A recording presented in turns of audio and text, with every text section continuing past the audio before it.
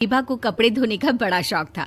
कभी नल के नीचे तो कभी तालाब के पास। अरे मेरी नीली वाली लुंगी नहीं दिख रही है। विभा की अम्मा, कहाँ रखी है लुंगी? अरे वो तो विभा ने परसों ही धोकर रखी थी आपकी अलमारी में, देखो वहीं होगी। वो ना मैंने आज धो दी, मुझे लगा कि गंदी हो गई होगी। अरे कैसे गंदी हो गई थी, उसे तो मैंने पहना भी नहीं। हे भगवान, इस लड़की के कपड़े धोने की आदत से परेशान हो गया हूँ मैं। जितना तो घर में राशन नहीं आता, उससे कहीं ज्यादा डिटर्जेंट पाउडर का खर्चा है। इसकी शादी करवा दो, शादी जाए अपने घर में ही करे काम, फिर चाहे घर के कपड़े धोने हो या पूरे गांव के। हाँ ठीक बोल रही हूँ, देखता हूँ मैं कोई लड़का। वो दिन भी आ जाता है जब विभा को देखने लड़के वाले आ जाते हैं। लड़की मुझे अच्छी लगी। होने वाली सास कहती है, बेटी अगर कुछ पूछना है तो पूछ लो। वैसे तो हमारी लड़की बहुत ही शर्मीली है, जो बोल दो वो मान लेती है, इसे क्या पूछना होगा। अरे कैसी बात कर रही हो माँ, मुझे इन लोगों के घर रहना है, सवाल तो कई है। हाँ हाँ बेटा, पूछ लो ना, क्या पूछना है। आप लोगों के घर कपड़े कौन धोता है? सास का मुंह बन जाता है। देखो, अगर तुम ये कहना चाहती हो कि तुम्हें कपड़े धोने नहीं आते तो सुन लो, कपड़े मैं ही धोती हूँ, लेकिन तुम्हारे आ जाने के बाद मैं रुमाल तक नहीं धोऊंगी। अरे चुप रहना भाग्यवान, बहू बेचारी घर आई नहीं, उसे डराना शुरू कर दिया। वो क्या है ना बिटिया, अभी तक तो ये कल्लू की माँ ही धोती थी, लेकिन अब तुम्हारे पापा तो दहेज में वॉशिंग मशीन देंगे ही। तभी विभा की माँ बोल पड़ती है, सवाल भी पूछा तो क्या। वैसे भाई साहब, मशीन की तो फिर भी कपड़े धोने की कैपेसिटी होती है। मतलब जो बिटिया दे रहे हैं ना विभा, इसे कपड़े धोने का बहुत शौक है। ये आप लोगों के क्या, आस पड़ोस गांव मोहल्ले सबके कपड़े धो दे और उफ तक ना करे। बाहर देखा नहीं आपने कितने कपड़े सूख रहे हैं, सब हमारी बिटिया ने ही तो धोए हैं। बस भी करो ना माँ, शर्म आ रही इतनी तारीफ सुनकर। और तो और एक दाग निकाल कर दिखाओ तो मान जाओ। हाँ अच्छा अच्छा, माफ करना बेटा, मैंने गलत समझा। हमें तो रिश्ता बहुत पसंद है।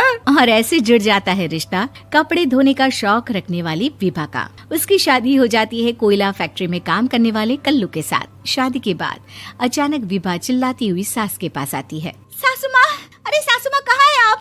ये तो धोखा है, धोखा दिया आप लोगों ने मुझे। इसे ससुर के चक्कर के बारे में पता चल गया। अरे तो उसमें तुझे क्यों धोखा मिला है? अरे नल में पानी नहीं आता, कपड़े कैसे कब धुलेंगे? अच्छा अच्छा, तू पानी नहीं आ रहा उसकी बात कर रही है। तो आपने क्या सोचा? कुछ नहीं। अच्छा हाँ, तेरी माँ ने कहा था कि कपड़े धोने का शौक है तुझे, याद आया मुझे। शौक शौक बोलकर कपड़े धोने वाले मेरे जुनून को कम ना आके सासू माँ, कपड़ा धोना मेरा गुरूर है। तभी पति भी वहाँ आ जाता है। अभी अभी मैंने इसे सनी देओल की फिल्म दिखाई है, उसी के डायलॉग मार रही है माँ। अच्छा सुन, साफ साफ बता रही हूँ, पानी सुबह 4 से 6 और शाम को 10 से 12 आता है, समझी? विभा टाइमिंग सुनकर हैरान हो जाती है। ये क्या भूतों का मोहल्ला है? सुबह 4 बजे उठकर कौन कपड़े धोता है? 4 बजे टंकी में पानी जाता है, फिर सारा दिन धोना ना, किसने मना किया?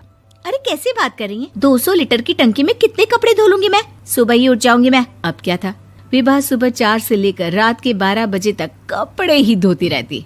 एक रोज सास पड़ोस से निकलकर कहीं जा रही होती है कि साथ वाली कहती है, हाँ कल्लू की माँ, जरा ये बताओ कि 2 साड़ी है, 2 ब्लाउज और एक पेटीकोट और एक नाड़े वाला लंबा कच्छा। हाँ तो? अरे तो क्या, कितना लोगी धुलाई ये बताओ। धोबन दिख रहे हैं हम क्या? हमारे पति सरकारी नौकरी से अभी अभी रिटायर हुए हैं और बेटा सुपरवाइजर है कोयला फैक्ट्री में। धोबन समझ रखा है हमें?